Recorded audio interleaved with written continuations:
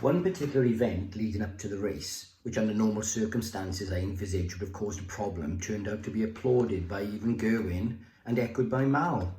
After Dream had finished second at Exeter, Gerwin had called for us to move our horse from Sandhill to West Wales and into the stable of Peter Bowen, the trainer of the winning horse that day, Blue Splash. I'd found this comical to the extent that Peter used Tom O'Brien's services whenever he could, and after Dream's Bangor mishap, Gerwin had called for Tom to be axed permanently from riding Dream. When Richard Johnson suffered the misfortune and pain of breaking his foot in a fall at Uttoxeter 2 days before the Hennessy, we were left searching for a last-minute top replacement. Had we insisted, Philip could have recalled Tom, who had accepted to ride one of Peter's horses in the same race, but this would have caused an unwarranted domino effect.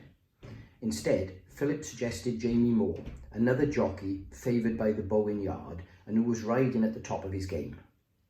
And most importantly, was without a ride in the big race. Obviously, Jamie jumped at the chance of a spare ride in what was one of the most prestigious races in the National Hunt calendar. And although there was no time for him to sit on Dream before the race, I knew that provided our horse was right, both physically and mentally, it didn't matter who got the leg up. I unintentionally found myself watching the race with Ian Popham, who was Dream's travelling head lad on the day.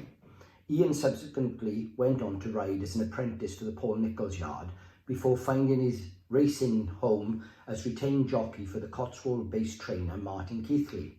It was a lucky find because Ian was completely relaxed and he was totally confident the Dream, in his own words, would be fine. What an understatement that turned out to be, as there were only ever 2 horses in the race, namely Denman and Dream Alliance. They went at it like 2 heavyweight boxers from the first bell, and by the time they entered the long Newbury home straight, the remainder of the field was strung out like the proverbial washing line. There was just a moment, and admittedly it was only a fleeting moment, just before the 4th last fence in fact, when I actually believed Dream was going to win. But when Welsh jockey Sam Thomas asked the tank the big question, his mount responded by opening up on all cylinders. Dream tried valiantly to hang in there, but Denman was relentless and galloped on under his welterweight all the way to the finishing line. Jamie eased down Dream on the running, and he finished a gallant second, beating a long-looking 11 lengths. The third horse, Character Building, finished legless in 3rd place, beaten 8 lengths by Dream, despite receiving 7 pounds in weight from our horse.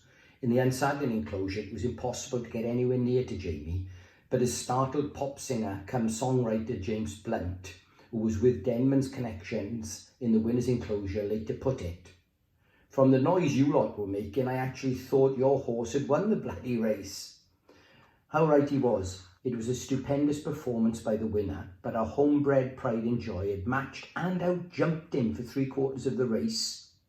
In a field of the top 18 handicap staying chasers in the country, Dream was the only horse who had been able to go hoof to hoof to the horse our trainer Philip Hobbs declared would win the next Gold Cup at Cheltenham. In fact, I can still hear our trainer's deadpan exact words ringing in my ears.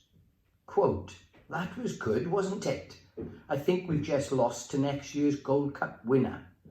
It was typically understated, but not even Mr. McCool, Philip Hobbs, couldn't conceal a wide smile of satisfaction and possible anticipation of what was to come.